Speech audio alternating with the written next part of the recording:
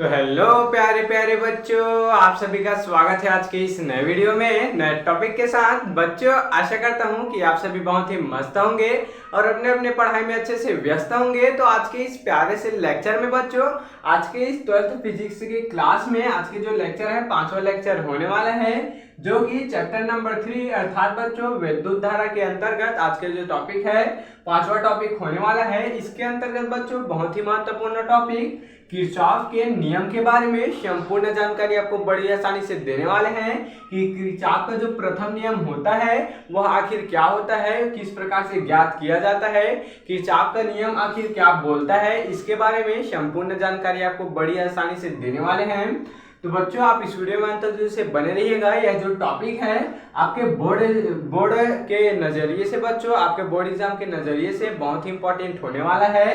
तो चलिए अब हम किरचॉफ के प्रथम नियम आखिर क्या बोलते हैं इसको पहले समझने का प्रयास करेंगे। तो देखेंगे बच्चों, मान लेते हैं कि यहाँ पर कोई विद्युत परिपथ में एक क्या रखा है, बिंदु रखा है।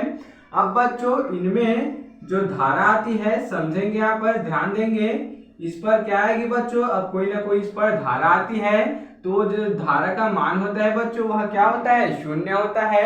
यही क्या है, यही बच्चों किरचॉफ का प्रथम नियम है। देख सकते हैं इस पर क्या आ रही, धारा आ रही है या फिर बच्चों धारा जा रही है, धारा आती है या फिर धारा जो जाती है वह बच्चों दोनों समान होता है। आखिर बच्चों इक्वल होती है। आने वाली धारा और बच्चों जाने वाली जो धारा होती है वह समान होती है। यही क्या बच्चों किरचॉफ का नियम है, इसी को बोला गया है। समझेंगे यहाँ पर क्या बोला गया, किसी विद्युत परिपथ के किसी भी बिंदु या फिर बच्चों संधि पर मिलने वाली किसी भी क्या बच्चों सभी विद्युत धाराओं का बीजगणितीय योग क्या होता है, शून्य होता है। अर्थात बच्चों इसका जो योग होगा वो क्या होगा, यहाँ पर इसका जो योग होगा वह शून्य होगा, क्योंकि जो आने वाली रेखाएं हैं, आने वाली धाराएं हैं और जाने वाली धाराएं हैं, उनका जो मान होता है वह बराबर होता है। इस कारण से क्या हो जाता है बच्चों, शून्य हो जाता है। चलिए अब हम बच्चों इसको और भी अच्छे से बनाने का प्रयास करेंगे। देख सकते हैं क्या बोला गया यहाँ पर, परिभाषा को एक बार और समझेंगे बच्चों, परिभाषा को एक बार और रिलेट करेंगे। क्या बोला गया, किसी विद्युत परिपथ के अर्थात बच्चों मान लेते हैं कि ये एक विद्युत परिपथ है और उसका एक क्या है, बिंदु है।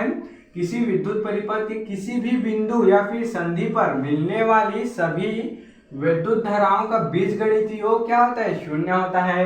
अब इस पर हम लोग क्या मिला देते हैं, इस संधि पर विद्युत धारा को हम लोग क्या कर देते हैं, मिला देते हैं। तो समझेंगे, यहाँ पर ध्यान देंगे बच्चों।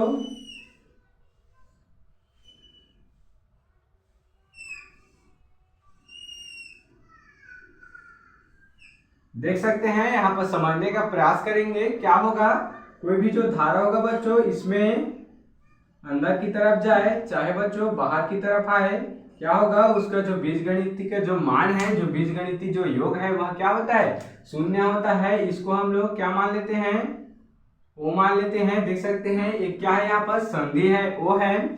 अब इस पर जो धारा है वह यहाँ पर देख लेते हैं, इसको I1 मान लेते हैं, इसको बच्चों I2 मान लेते हैं, इसको I3 मान लेते हैं। ये क्या हो गया, I4 हो गया। ये क्या हो गया बच्चों, ये I5 हो गया।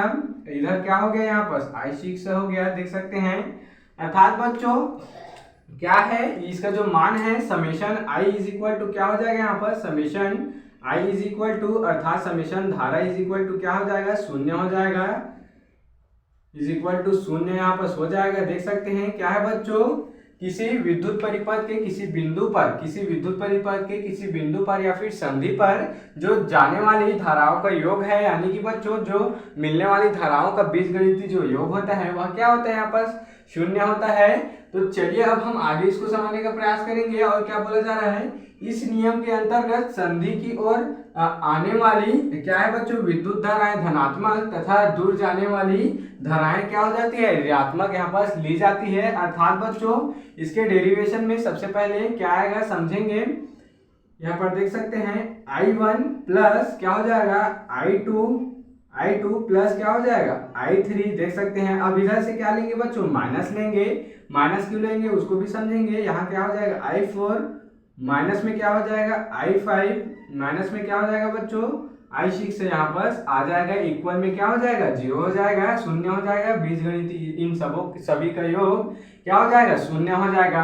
अब हम लोग बच्चों यहाँ पर माइनस क्यों लिए हैं, क्योंकि यहाँ पर क्या बोला गया, इस नियम के अंतर्गत संधि की ओर आने वाली विद्युत धाराएं धनात्मक होती है, संधि की ओर जाने वाली विद्युत धाराएं क्या होती है धनात्मक होती है, तथा दूर जाने वाली धाराएं ऋणात्मक होती है। देख सकते हैं बच्चों, जो धाराएं इससे क्या हो रही है दूर जा रही है उसको हम लोग ऋणात्मक यहाँ पर ले चुके हैं।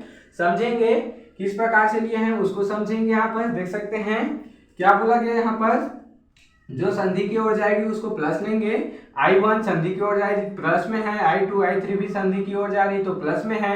अब बच्चों I4 I5 I6 से बाहर की ओर आ रही, इस कारण ये क्या है बच्चों ऋणात्मक है।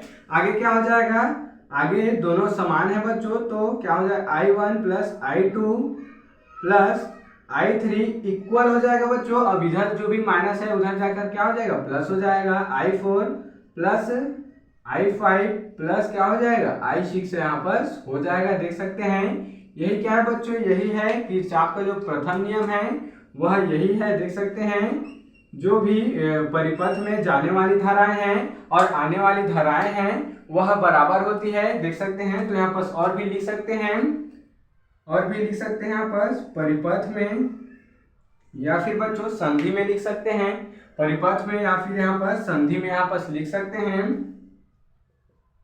संधि की ओर जाने वाली धाराएं इक्वल में क्या होता है बच्चों, संधि की ओर जाने वाली धाराएं इक्वल क्या होता है बाहर की ओर आने वाली धाराएं हो जाती है। देख सकते हैं बच्चों, यानी कि बच्चों कुल मिलाकर जो किरचॉफ का नियम है यही बताता है कि जो समेशन इक्वल टू आई अर्थात बच्चों जो सभी धाराओं का जो योग होता है वह शून्य होता है। चाहे बच्चों इधर धाराएं जा रही है चाहे वापिस आ रही है, दोनों क्या होती है बराबर होती है। संधि की ओर जाने वाली धाराएं इज इक्वल टू क्या हो जाता है बाहर निकलने वाली धाराएं। यहाँ पर देख सकते हैं हो जाता है संधि की ओर जाने वाली धाराएं 3 है, I1 I2 I3। उसके बाद संधि से निकलने वाली अर्थात बाहर निकलने वाली धाराएं कौन सी हो गई I4 I5 और क्या हो गया यहाँ पर I6 हो गया। तो यही क्या है बच्चों जो किरचॉफ है उसका प्रथम नियम है।